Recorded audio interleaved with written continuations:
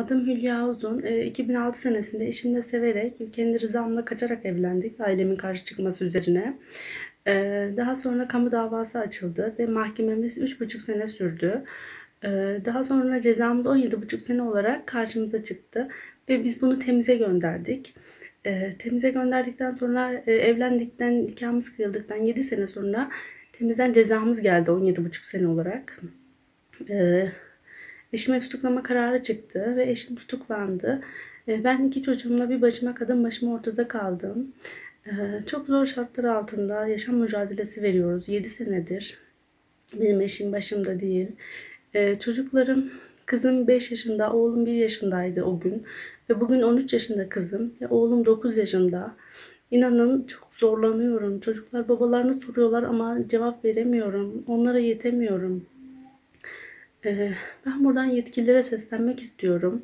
Artık verilen sözleri tutun. Çünkü biz devamlı git gel git gel CHP'dir, AKP'dir yani devamlı yorulduk.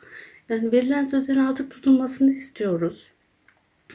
Geçtiğimiz Kasım ayında Cumhurbaşkanımıza sesimizi duyurduk. Kızım seslendi. Sıla'nın sesini duydu. Cumhurbaşkanımız kızım Sıla'yı yanına çağırdı ve ben de gittim. Ve mağduriyetimizi anlattık. Cumhurbaşkanımız Sıla kızımız daha fazla üzülmesin. Bunu bir an önce çözün talimatı verdi. 1-2 ay içerisinde çözüleceğini söylediler bize ama gel gör ki Kasım ayından bu zamana kadar hala hiçbir icraat yok. Biz ne zaman meclise gitsek vekiller bize sürekli yanımızda olduklarını ve bu mağduriyetin bir an önce çözülmesi gerektiğini söylüyorlar. Ama hiçbir şey yok. Sadece bize olumlu konuşup gönderiyorlar. Yani biz artık kandırılmaktan yorulduk. Siyasete malzeme olmaktan yorulduk. Artık biz bunun bir an önce çözülmesini istiyoruz. Dayanacak gücümüz kalmadı. Çok zor şartlar altında çocuklarıma bakamıyorum. İnsanların yardımıyla geçiniyorum. Cezaevindeki eşime de bakmak zorundayım. Lütfen beni anlayın. Artık bu mağduriyet bir an önce çözülsün diyorum. Sakarya'dan Yeşim Küçük. Sayın Cumhurbaşkanım, size sesleniyorum. 3 tane çocuğumla ortada kaldım. Erken evlilik mağduruyum. Eşim 7 yıl sonra cezaevine girdi. Eşim, babam, kayınpederim üçü bu sebepten dolayı cezaevine girdi. Ben ortada kaldım Sayın Cumhurbaşkanım. Sürekli size mesaj atıyorum vekillerinize, sesimizi duyun diye. Ne olursunuz yalvarıyorum artık. Dayanamıyorum, eşimi istiyorum lütfen. Çocuklarım babam diye ağlıyor. Ben artık babanız gelecek yalanlarını söylemekten bıktım. Kundaktaki çocuğun babasına hasretle büyüyor. Görmüyor musunuz Sayın Cumhurbaşkanım? Ben Gülşeref Öztürk, genç evlilik mağduruyum. 8.000 aileden sadece biriyim. Bundan 8 yıl önce eşimle kendi rızam ile severek yuva kurmak için evden kaçtık. Aradan geçen 7 yıl gibi bir zaman sonra bu 7 yıl içerisinde resmi nikahımız kıyıldı. 2017 yılında kızım dünyaya geldi. Şu an bir kızım var.